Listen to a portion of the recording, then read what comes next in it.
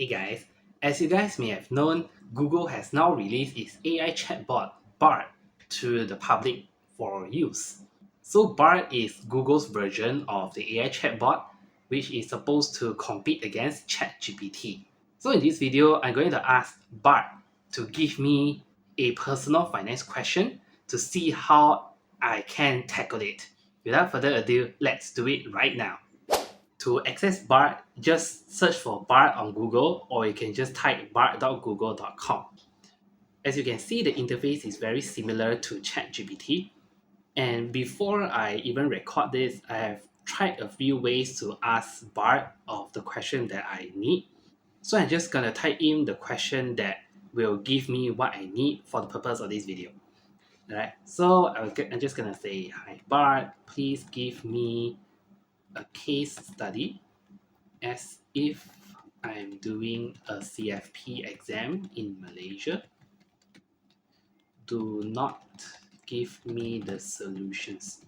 For those who may not know, CFP stands for Certified Financial Planner, which is the professional body or professional qualification for personal finance. It is as if you're ACCA or ICAW for accountants and CFA for financial analysts. Right, so I'm just gonna ask Bart this question and we're just gonna see what is it going to give me.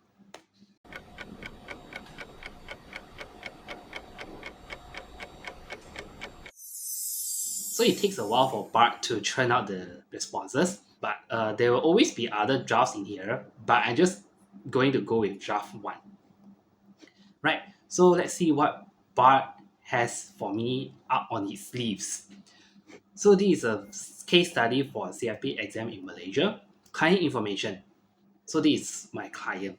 So the name is Mr. and Mrs. Smith, 53 and 53 years old, very old. Mrs. Smith is a doctor and Mrs. Smith is a teacher. Cash 100k, investments 500k, property a million. Mortgage 300k, car loan 100k.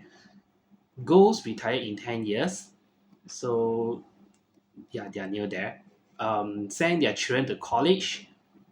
So, but they don't really tell me how old is their children. So solutions, don't know why it still gave me, although I asked for no solutions, but I'm just gonna read through it. Sorry, challenges. Mr. and Mrs. Smith are concerned about their ability to retire comfortably in 10 years. They're also concerned about how they will pay for their children's college education. Solutions. Mr. and Mrs. Smith need to create a complete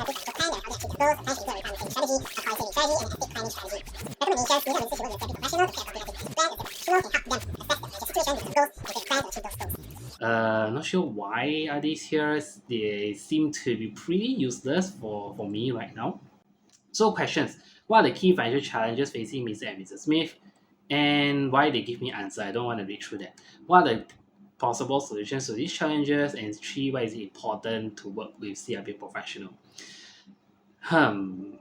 Pretty much irrelevant stuff. But of course, a disclaimer here, I'm not a CRP professional. Just for me to share my thought process on how different people would treat their financial circumstances differently. So what I'm going to do here is, first I'm going to assess what is their financial situation. 2, I'm going to see what is missing over here that is going to help me provide my advice to them. And 3, based on what I have over here, I'm going to give some sort of advice to them to see what they can do about their financial circumstances. Right, with that in mind, let's dive into this case study. To begin, I'm going to list down what are their assets and their liabilities on an Excel sheet so we can have a better view on their financial circumstances. I'm going to do a balance sheet first, alright? Personally, I also do my balance sheet as well, but just have a view on how it's going to look like in this example. So it's going to start with the assets. So what assets do they have? They have cash. Their cash is 100k. Their investments are 500k. Their property is a million. Just gonna change this formatting. So what are their total assets? 1.6 million. Pretty rich people if you ask me. Liabilities. Their liabilities are mortgage,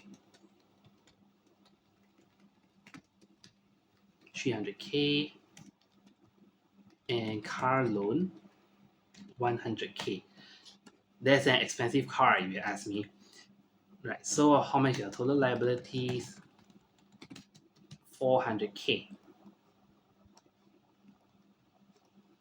So what is their net assets? Basically, how much is their asset minus their liability? So they are in 1.2 million net assets. Pretty rich people. Good for them. All right, but then there are some problems to this. Right. So these assets are all the assets, and if you can see, 62% of the assets are property, which is not a liquid asset. So they cannot just sell their property to pay their loans that easily. Their cash is only 100k, so it just nicely cover up the car loan. It doesn't cover the mortgage.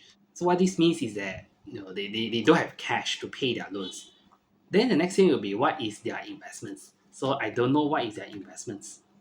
It's a lot of money. Their investments are 31%. A big chunk of it, but what is it in there? Is it stocks? Is it crypto? Is it bonds? I have no idea.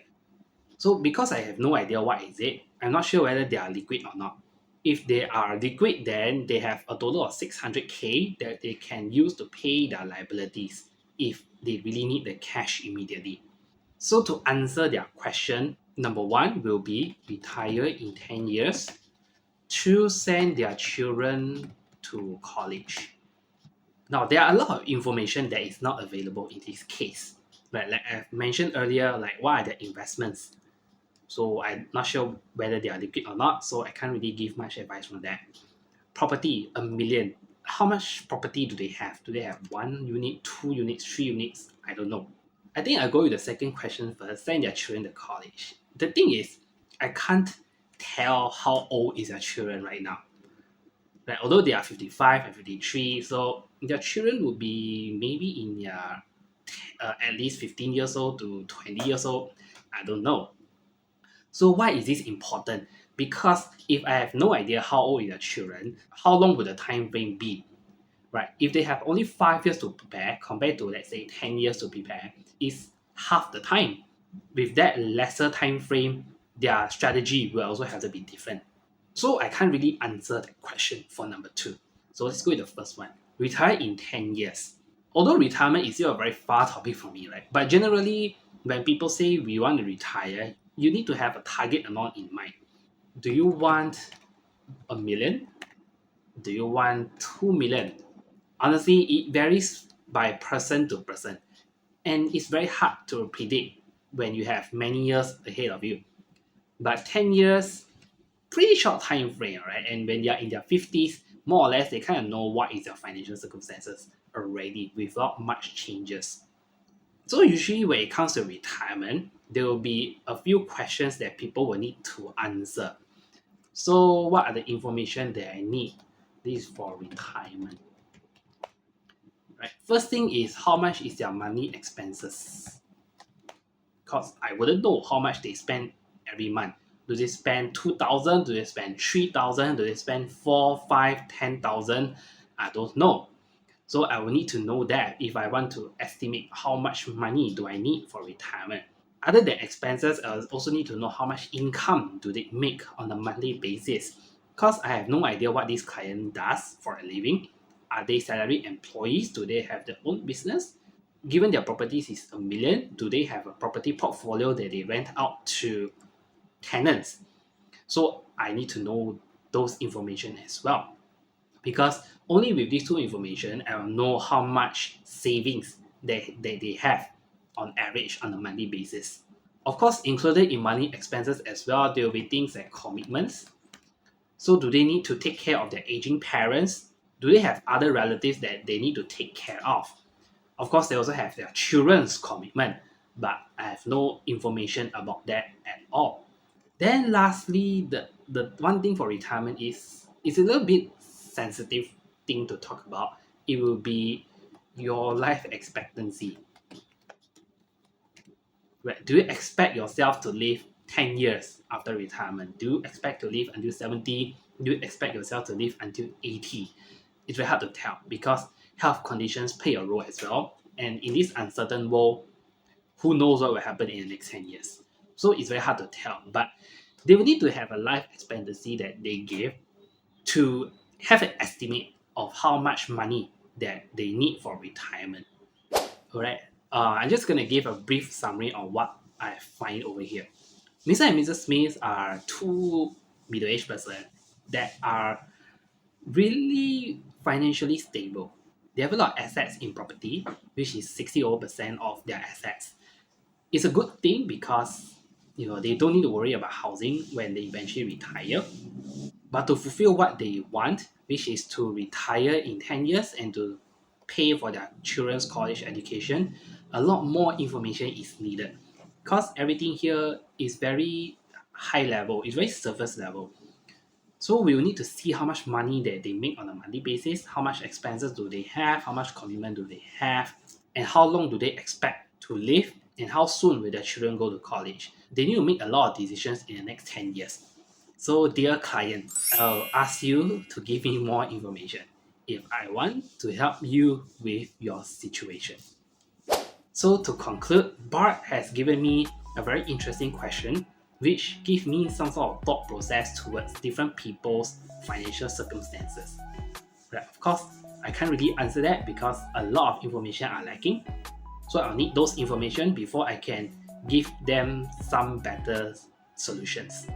Of course, but do give me other questions as well, which I will not answer right now. But if you are interested to know what Bart has up on its sleeves, you can always share, like, and comment on this video, and don't forget to subscribe.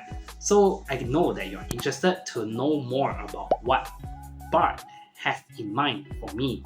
Though I'm not a CFP professional, I believe that having a chartered accountancy is pretty similar, just that I'm now applying this financial knowledge to individuals rather than businesses. Right, thanks for tuning in, and I hope I'll see you in the next one.